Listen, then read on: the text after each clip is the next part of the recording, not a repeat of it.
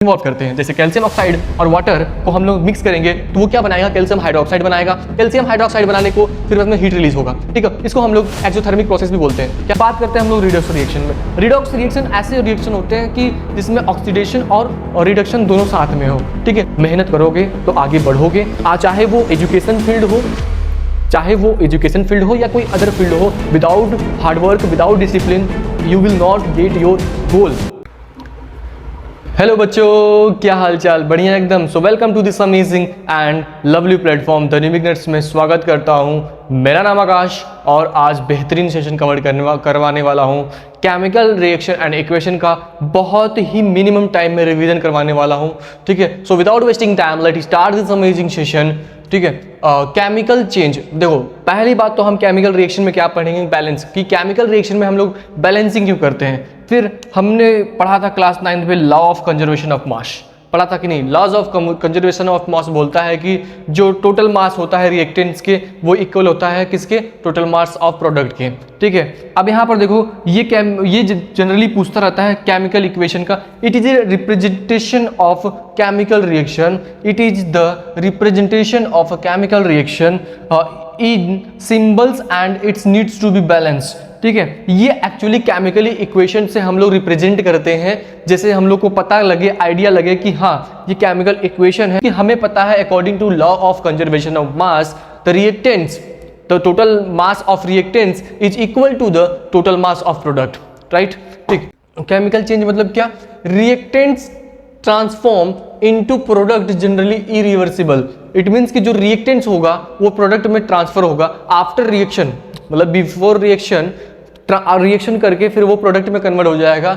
और जनरली ये क्या होता है मेरे बच्चों, इरिवर्सिबल होता है। जैसे कडलिंग ऑफ मिल्क, अगर वो कड मतलब दही जब बन जाता है, दूध जब दही बन जाता है, तो क्या हम दही को वापस दूध बना पाएंगे, नहीं ना। तो इसलिए जनरली इसको हम लोग इरिवर्सिबल प्रोसेस बोलते हैं, ठीक है। अब बात करते हैं हम लोग फिजिकल चेंज में। फिजिकल चेंज में नो न्यू सब्सटेंस फॉर्म, मतलब कोई नया सब्सटेंस नहीं बनेगा, ठीक है। Are form generally reversible. देखो आइस क्या होता है, मतलब जो वाटर होता है वो आइस में कन्वर्ट होता है, ठीक है। फिर जो आइस होगा वो टेम्परेचर के अकॉर्डिंग वाटर में कन्वर्ट हो जाएगा। तो ये क्या होता है मेरे बच्चों, रिवर्सिबल प्रोसेस होता है। क्या होता है reversible process, melting of ice is the example of physical change, ठीक है। अब कैरेक्टरिस्टिक की बात कर लेते हैं हम। कैरेक्टरिस्टिक 5 टाइप के हैं इसमें, ठीक है। अब बात करेंगे पहला, इवोल्यूशन ऑफ गैस, मतलब ऐसे केमिकल रिएक्शन जिसमें गैस का इवॉल्व हो, ठीक है। तो कैल्शियम कार्बोनेट को हम लोग क्या कर रहे हैं, हीट कर रहे हैं, तो कैल्शियम ऑक्साइड बन रहा है और कार्बन डाइऑक्साइड बन रहा है। कैल्शियम ऑक्साइड को हम लोग क्विक लाइम बोलते हैं और कैल्शियम कार्बोनेट को हम लोग लाइमस्टोन बोलते हैं। सेकंड की बात करें हम लोग, चेंज इन टेम्परेचर। टेम्परेचर में चेंज क्या होगा, हम लोग कैसे आइडेंटिफाई करेंगे कि केमिकल रिएक्शन हो रहा है, ठीक। तो केमिकल रिएक्शन में हम लोग देखेंगे कि टेम्परेचर चेंज हो रहा है, तो उसको भी हम लोग केमिकल रिएक्शन में इन्वॉल्व करते हैं। जैसे कैल्शियम ऑक्साइड और वाटर को हम लोग मिक्स करेंगे तो वो क्या बनाएगा, कैल्शियम हाइड्रोक्साइड बनाएगा। कैल्शियम हाइड्रोक्साइड बनाने को फिर उसमें हीट रिलीज होगा, ठीक है। इसको हम लोग एक्सोथर्मिक प्रोसेस भी बोलते हैं। क्या बोलेंगे, एक्सोथर्मिक प्रोसेस भी बोलते हैं या एक्सोथर्मिक रिएक्शन भी बोल सकते हैं, ठीक है, ठीक। हीट रिलीज हो रहा है। और कैल्शियम हाइड्रोक्साइड को हम लोग स्लैग लाइम बोलते हैं। ये चीज टर्म्स याद रख रहना। किसको, कैल्शियम कार्बोनेट को हम लोग क्या बोलते हैं, लाइमस्टोन बोलते हैं। कैल्शियम ऑक्साइड को हम लोग क्या बोलते हैं, क्विक लाइम बोलते हैं। और कैल्शियम हाइड्रोक्साइड को हम लोग सेलेक्ट लाइम बोलते हैं, ठीक है। आई होप आपको समझ में आ गया, ठीक है। अब चेंज इन स्टेट की बात करें तो आपको पता है कि सॉलिड, लिक्विड और गैस होते हैं, ये सारे स्टेट के फॉर्म में होते हैं, ठीक है। अब इसमें स्टेट चेंज क्या हो रहा है, जब हम हाइड्रोजन और ऑक्सीजन को रिएक्शन करवा रहे हैं साथ में, तो हमें एक लिक्विड मिल रहा है जो कि गैस मिलके एक लिक्विड मिला, तो ये स्टेज का चेंज दिखा रहा है। जैसे चेंज इन स्टेट में अगर हमको कोई भी केमिकल रिएक्शन हो रहा है तो उसमें चेंज ऑफ स्टेज भी देखने को मिलेगा मुझे, ठीक है। Formation of PPT, it means कि प्रेसिपिटेट फॉर्म करे, ठीक है, प्रेसिपिटेट फॉर्म करे। अगर हम पोटेशियम आयोडाइड यहाँ पर देखो, जल्दी से देखो, यहाँ पर नजरें पूरे बोर्ड पे होनी चाहिए, बहुत जल्दी रिवीजन करवाऊंगा।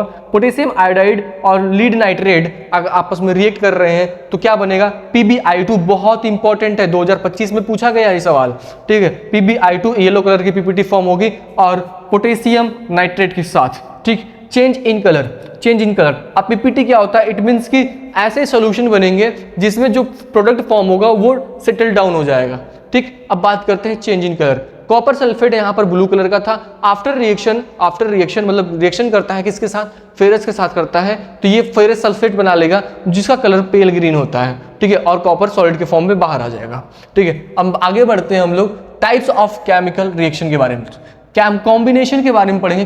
कॉम्बिनेशन क्या बोलते हैं मेरे बच्चों कि two or more reactants combine to form single product. क्या बोल रहा है कि two or more than two reactants combine and form single product, that is called combination reaction. For example Na और Cl2 मतलब क्लोरीन आपस में रिएक्ट करके NaCl मतलब साल्ट बनाते हैं सॉलिड फॉर्म में, तो ये हमारे कॉम्बिनेशन रिएक्शन का एग्जांपल था। When we talk about decomposition reaction, single reactants breaks down, single reactants क्या बोल रहा है, जैसे यहाँ पर लीड नाइट्रेट है, single reactants break down into two more products, it is following by types. इसके टाइप्स भी होते हैं। इट मीन्स कि अगर सिंगल रिएक्टेंट्स है, अगर उसको ब्रेक डाउन करते हैं तो वो दो और दो से ज्यादा प्रोडक्ट बनाए, हम लोग उसको प्यार से डिकम्पोजिशन रिएक्शन बोलते हैं, ठीक है। यहाँ पर एग्जांपल लेते हैं हम लोग थर्मल डिकम्पोजिशन का। थर्मल से हमें आइडिया लगना चाहिए कि वो रिएक्शन जिसमें हीट इन्वॉल्व हो, ठीक है। तो यहाँ पर हीट इन्वॉल्व हो रहा है, तो यहाँ पर लीड नाइट्रेट को हम लोग जब हीट देते हैं तो वो क्या करेगा, डिकम्पोज होगा किसमें, लीड ऑक्साइड में, किसमें, पीबी लीड ऑक्साइड में, और नाइट्रोजन गैस और ऑक्सीजन के साथ। नाइट्रोजन गैस मेरे बच्चों ये रेडिश ब्राउन होता है। ये सब क्वेश्चन में सॉल्व करने में हेल्प होगा। जैसे बोलेगा what give the example of thermal decomposition reaction, तो ये एग्जांपल आप लिख दोगे तो आपको अच्छे से मार्क्स मिल जाएगा, ठीक है। अब ये पूछा गया मेरे बच्चों, नहीं है ये तो नहीं पूछा गया, लेकिन बहुत इंपॉर्टेंट ये भी है फोटो डिकम्पोजिशन। अगर मैं आपसे बात करूं कि हम लोग फोटो जो होता है वो दिन में लेते हैं, रात में तो फोटो लेते नहीं, सर लाइट बंद कर दो तो फोटो आएगा, नहीं आएगा। तो फोटो कब लेते हैं हम लोग, लाइट में। तो लाइट में लेते हैं तो मेरे बच्चों यहाँ से आइडिया आ जाएगा कि फोटो डिकम्पोजिशन जो है लाइट के प्रेजेंस में रिएक्शन होता है, ठीक है। जैसे हम एग्जांपल एनसीईआरटी में भी देखेंगे, जो AgBr होता है, सिल्वर ब्रोमाइड जो होता है मेरे बच्चों, वो सनलाइट के प्रेजेंस में सिल्वर देता है और ब्रोमीन गैस देता है, ठीक है। तो ये ग्रे कलर का होता है। ये कौन से कलर का होता है, पहले मेरे बच्चों व्हाइट कलर का होता है ये, ठीक है, ये व्हाइट होता है फिर कन्वर्ट हो जाता है ग्रे कलर में, ठीक है। आई होप आप समझ पा रहे हो। इलेक्ट्रोलाइटिक डिकम्पोजिशन, इट मीन्स ऐसा डिकम्पोजिशन जो इलेक्ट्रिसिटी के प्रेजेंस में हो। जैसे मैं एग्जांपल लूँ, यहाँ पर मैंने लिखा है वाटर को अगर हम इलेक्ट्रोलिसिस मतलब इलेक्ट्रिसिटी में पास कराते हैं तो ये गैस रिलीज करेगा, हाइड्रोजन और ऑक्सीजन, ठीक है। अब बात करते हैं हम ये केमिकल इक्वेशन की बात कर लिए, तो ये सारी चीज मैंने पढ़ाया है, इसको रिकॉल करिए, रिवाइज करिए, फिर से चलते हैं हम लोग नेक्स्ट स्लाइड पे, ठीक है, नेक्स्ट टॉपिक के ऊपर, ठीक है। सिंगल डिस्प्लेसमेंट क्या होता है? सिंगल डिस्प्लेसमेंट मेरे बच्चों को होता है कि मोर रिएक्टिव एलिमेंट जो होते हैं वो लेस रिएक्टिव एलिमेंट्स को क्या करते हैं, डिस्प्लेस करते हैं। आपने पढ़ा होगा मेरा सीरीज, आपने देखा होगा कि कल्लू ने कार मंगाया अल्टो, जो फेमस था, कहाँ फेमस था, पंजाब, हरियाणा, कलकत्ता, हीना आगे आई, ठीक है। तो ये सीरीज था जिससे हम लोग, आप इसको याद कर लेना, एक दो क्वेश्चन जरूर बनते हैं यहाँ से, ठीक है। ये क्वेश्चन देखो यहाँ पर, देखो ये कब पूछा गया, 2025 में, 2023 में, 2022 के टर्म 1 में एग्जाम में पूछा गया था। इसका एग्जांपल देख लो, फेरस जो है और कॉपर सल्फेट है। कल्लू ने कार मंगाया अल्टो, जो फेमस था कहाँ, पंजाब, हरियाणा, कलकत्ता। तो ये मेरे बच्चों कलकत्ता, ये जो होता है नीचे आ रहा है, मतलब कि लेस रिएक्टिव एलिमेंट्स है,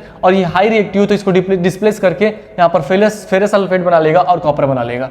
अब बात करते हैं डबल डिस्प्लेसमेंट के बारे में। इसमें क्या होता है मेरे बच्चों, दो आपस में जो रिएक्टेंट्स के सब्सटेंस होते हैं आपस में आयंस एक्सचेंज करते हैं। आयंस एक्सचेंज करने के बाद वो एक प्रोडक्ट बनाते हैं, और ये पीपीटी फॉर्म करता है मेरे बच्चों। क्या फॉर्म करेगा, पीपीटी फॉर्म करेगा, प्रेसिपिटेट फॉर्म करेगा, ठीक है। यहाँ पर देखो सोडियम सल्फेट किस में कन्वर्ट हो गया, बेरियम सल्फेट में। इसमें आयंस का एक्सचेंज होता है, ठीक है। अब बात करते हैं हम लोग एक्सोथर्मिक रिएक्शन का। एक्सोथर्मिक रिएक्शन ऐसे रिएक्शन जिसमें एनर्जी रिलीज हो, क्या बोल रहा हूं मैं, एनर्जी रिलीज हो। हीट रिलीज तो हम लोग पढ़ते ही हैं, मतलब हीट भी क्या एक फॉर्म का एनर्जी है, तो एनर्जी रिलीज हो। जैसे यहाँ पर मैंने एक बहुत बेहतरीन एग्जांपल लिया है कि अगर ग्लूकोज को ऑक्सीजन से रिएक्शन होता है तो मेरे बच्चों क्या देता है, CO2 देगा, वाटर देगा और एनर्जी रिलीज करता है, ठीक। इन केस ऑफ जैसे हम लोग वो खाते नहीं है क्या, कार्बोहाइड्रेट खाते हैं, तो वो ग्लूकोज में कन्वर्ट होता है, ऑक्सीजन से रिएक्ट करके कार्बन डाइऑक्साइड निकलता है, वाटर मिलता है और हमें एनर्जी मिलती है, ठीक है। अब बात करते हैं एंडोथर्मिक रिएक्शन में। जो फोटोसिंथेसिस होता है मेरे बच्चों,